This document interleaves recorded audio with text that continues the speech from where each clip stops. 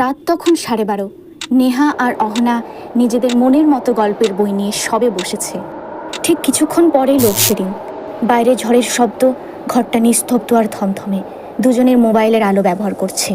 হঠাৎ করে একটি শব্দ আসে বেডরুমের দরজা থেকে। নেহা চুপি চুপি বলল, তুই শুনলি? ওই ঘর থেকে আওয়াজ হলো। এটা হাওয়ার আওয়াজ হবে, এত ভাবিস না। লোডশেডিং হলে সব কিছুই ভয়ঙ্কর লাগে।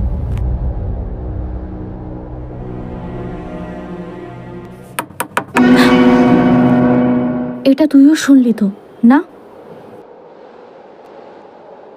ঠিক আছে, আমি দেখে আসছি, তুই এখানেই থাক।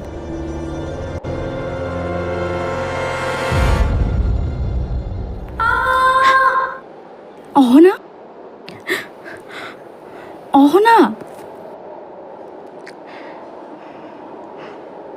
প্লিজ মজা করিস না, এটা মোটেও মজা নয়।